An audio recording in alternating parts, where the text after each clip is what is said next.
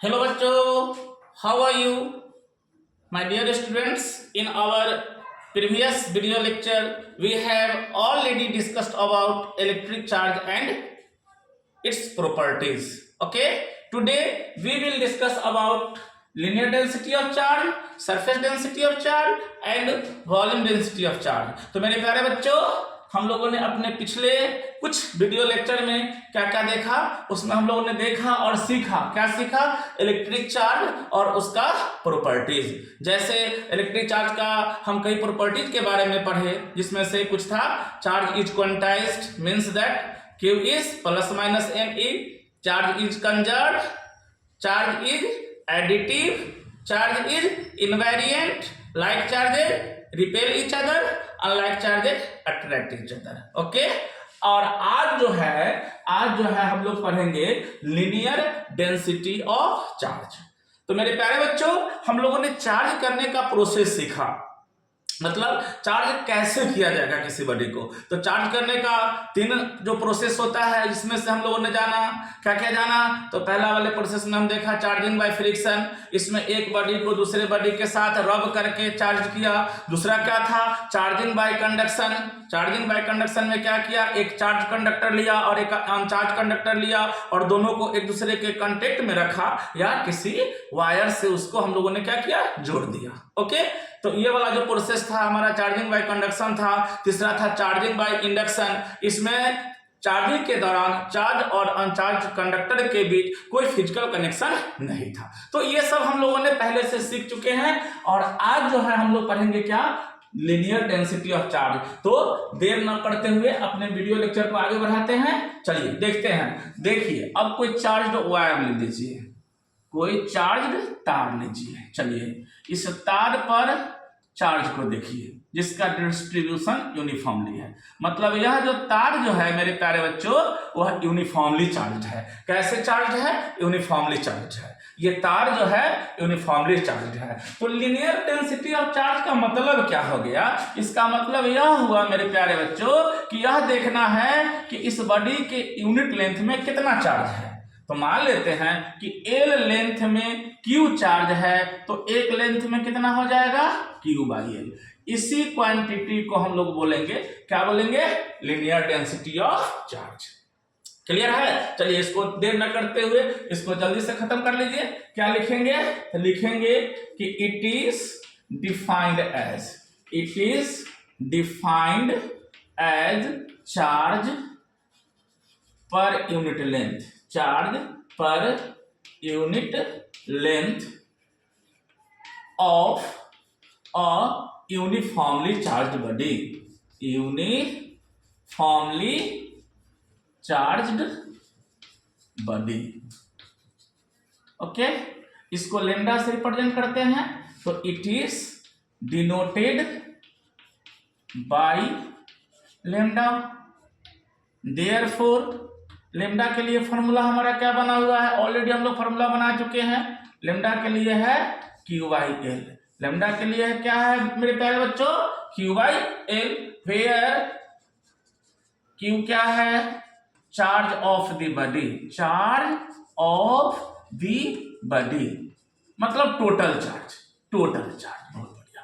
Total charge of the body of length कितना? तो L। बढ़िया बात है। अब इसका यूनिट और डायमेंशन आप लोग लिख ले तो क्या हो जाएगा? तो मेरे प्यारे बच्चों, इट्स डायमेंशनल फॉर्मूला।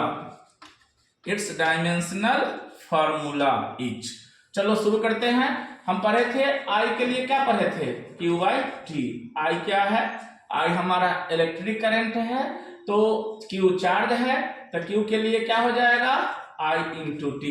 Q बराबर क्या हो जाएगा मेरे प्यारे बच्चों? I into T. अब चलो भाई, अब Q का डायमेंशन लिखो। तो सबसे पहले हम I का डायमेंशन लिखेंगे, तो वो क्या हो गया? A। और ये T क्या है? टाइम। तो फिर हम T इसका लिखेंगे, यानी इलेक्ट्रिक चार्ज का डायमेंशन क्या हो गया? A इंटू टी या AT, चाहे हम IT भी लिख सकते हैं। ओके, अब हम लेमडा का डायमेंशन लिखेंगे। तो लेमडा बराबर क्या पढ़े हैं? बोलो, Q बाई L। लेमडा बराबर क्या पढ़े हैं? Q by L। तो मेरे प्यारे बच्चों Q के लिए क्या लिखेंगे 80 और लेंथ के लिए क्या हो जाएगा L, यानी यह दे देगा L के पावर -1 T इंटू क्या होगा A। आइए तो हम लिखते हैं कि लीनियर डेंसिटी का जो डायमेंशनल फॉर्मूला होगा वह क्या होगा, तो मास तो है नहीं, यानी मास के लिए क्या लिखेंगे डायमेंशन 0, लेंथ का डायमेंशन -1, टाइम का डायमेंशन 1 और इलेक्ट्रिक करंट का डायमेंशन A। मतलब हमारा जो लीनियर डेंसिटी ऑफ चार्ज है इसमें जो इन्वॉल्व क्वांटिटीज जो है, इन्वॉल्व फंडामेंटल क्वांटिटीज जो है वह कौन कौन है, लेंथ है, टाइम है और इलेक्ट्रिक करंट है, जिसमें लेंथ का डायमेंशन -1, टाइम का डायमेंशन 1 और इलेक्ट्रिक करंट का 1, मास का 0 है। और क्या लिखते हैं, और लिखेंगे its units in CGS and SI system are. क्या हो जाएगा CGS और SI सिस्टम में इसका यूनिट क्या होगा, तो CGS सिस्टम में जो चार्ज का जो यूनिट होता है वह क्या होता है मेरे प्यारे बच्चों, तो वो होता है स्टेट कूलम। क्या होता है स्टेट कूलम। अब बटा में क्या लिखेंगे, लेंथ के लिए क्या हो जाएगा, तो लेंथ के लिए हो जाएगा सेंटीमीटर, लेंथ के लिए क्या हो जाएगा सेंटीमीटर। तो मेरे प्यारे बच्चों तो क्या देख रहे हैं हम लोग, तो हम लोग देखें कि लीनियर डेंसिटी ऑफ चार्ज का जो डायमेंशन है वह क्या हो गया, तो कूलम पर सेंटीमीटर। इसी तरह से इसका SI यूनिट लिखते हैं, तो SI यूनिट में लिखेंगे चार्ज के लिए क्या लिखेंगे कूलम, चार्ज के लिए क्या लिखेंगे कूलम, और लेंथ के लिए क्या लिखेंगे metre, coulomb per metre respectively. तो मेरे प्यारे बच्चों हर एक टॉपिक को हम लोग इसी तरह से पढ़ेंगे और 12th का पूरा सिलेबस हम लोग पूरा करेंगे अपने इस वीडियो लेक्चर के माध्यम से, ठीक है, जो कि हम RK फीस क्लासेस से हम लोग ये लेक्चर जो है कंटिन्यू कर रहे हैं, ठीक है, जो कि अतरधा में है RDS कॉलेज के नजदीक। ओके, मेरा मोबाइल नंबर है 7654137037 और डिटेल में पढ़ने के लिए आप चाहे तो कांटेक्ट कर सकते हैं। माई स्थान मंदिर कच्ची पक्की से RDS कॉलेज की ओर जाने वाली रोड में है। माई स्थान मंदिर के जस्ट आगे जो है RK फीस क्लासेस के नाम से हम लोग का क्लास चलता है, जिसका टाइमिंग है मॉर्निंग में 6 से 10 और अपना सेकेंड ब्रांच जो है वह साइंस वाला कोचिंग में है, जो कि है आपका 0 माइल में गोलंबर के पास यूनियन बैंक के ठीक ऊपर। तो मेरे प्यारे बच्चों अगर आप चाहें तो वीडियो लेक्चर के माध्यम से भी पढ़ सकते हैं, और नीट और JEE मेन का और एडवांस का क्वेश्चन का करना हो और डिटेल में पढ़ना हो तो फिर आप ऑफलाइन क्लासेस को ज्वाइन कर सकते हैं, साइंस वाला में या RK फिजिक्स में। साइंस वाला हो गया आपका 0 माइल गोलंबर के जस्ट आगे SKMCH जाने वाले रोड में यूनियन बैंक के ठीक ऊपर, और RK फिजिक्स अतरधा में हो गया, जो कि है कच्ची पक्की से RDS कॉलेज की ओर जाने वाले रास्ते में माई स्थान मंदिर के ठीक बाद। तो ओके मेरे प्यारे बच्चों, अब आगे का पढ़ाई हम कंटिन्यू करते हैं।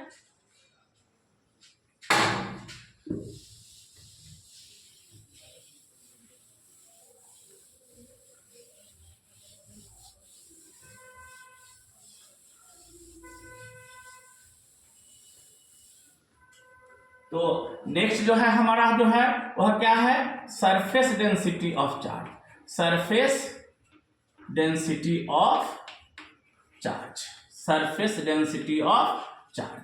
इसमें क्या होगा, तो जिस तरह से लीनियर डेंसिटी में हम लोगों ने पढ़ा चार्ज पर यूनिट लेंथ, तो इसमें हो जाएगा आपका चार्ज पर यूनिट एरिया।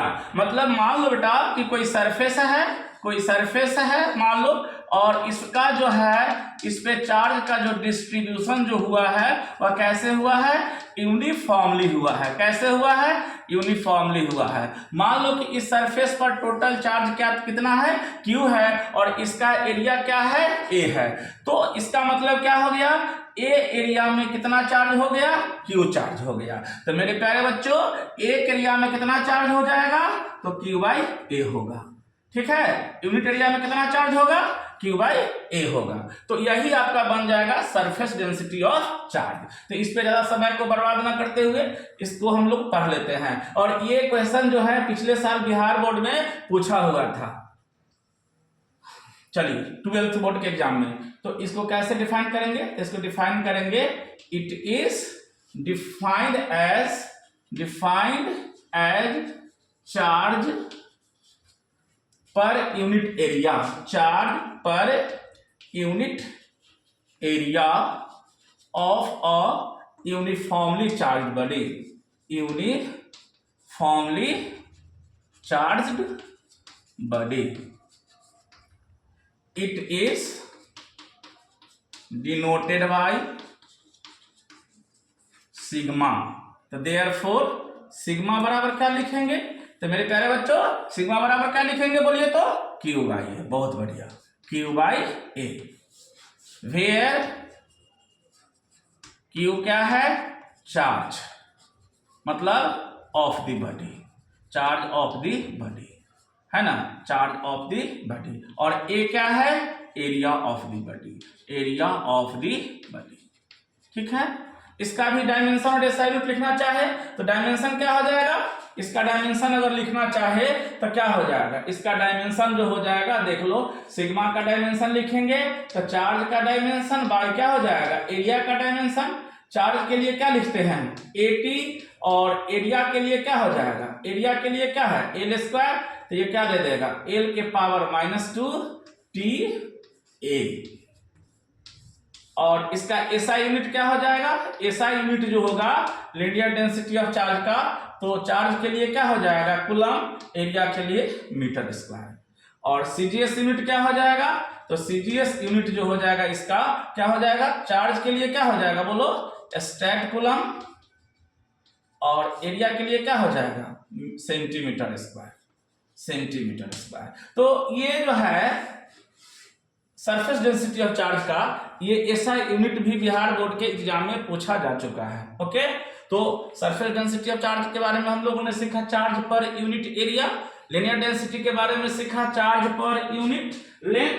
और अंतिम जो है आज के लिए वो क्या है, वो है वॉल्यूम डेंसिटी ऑफ चार्ज। क्या है मेरे प्यारे बच्चों, वॉल्यूम डेंसिटी ऑफ चार्ज। तो अब देखेंगे हम लोग, क्या देखेंगे, अब देखेंगे volume density of charge. Volume density of charge यह क्या है, तो पूरे बॉडी का बात कर लेते हैं। अब बॉडी में क्या क्या देखे, पहले अकॉर्डिंग टू मतलब लेंथ के अनुसार हम लोग चार्ज का डिस्ट्रीब्यूशन देखा, आफ्टर दैट एरिया के अनुसार देखा, और फाइनली हम लोग वॉल्यूम के अनुसार चार्ज का डिस्ट्रीब्यूशन देखेंगे। वही बात, मान लेते हैं कोई बॉडी है, मान लो कि कोई स्फेरिकल बॉडी है, क्या है बुआ, कोई बॉडी है, कैसा भी बॉडी हो, कैसा भी बॉडी हो, कैसा बॉडी हो, स्फेरिकल हो, सिलिंड्रिकल हो, क्यूबिकल हो, जो भी हो, मतलब उसमें वॉल्यूम होना चाहिए। मान लो कि इसके पूरे सरफेस से लेके अंदर बाहर जहां तक हो चार्ज का यूनिफॉर्मली डिस्ट्रीब्यूशन है। ठीक है, इसका वॉल्यूम क्या है, मान लो V वॉल्यूम है, और V वॉल्यूम में चार्ज कितना है, Q है। तो V वॉल्यूम में Q चार्ज है मेरे प्यारे बच्चों, तो एक वॉल्यूम में कितना हो जाएगा, Q/V। इसी क्वांटिटी को हम लोग बोलेंगे, क्या बोलेंगे, वॉल्यूम डेंसिटी ऑफ चार्ज। तो आइए इसको भी डिफाइन कर लेते हैं, क्या लिखेंगे, तो इट इज डिफाइंड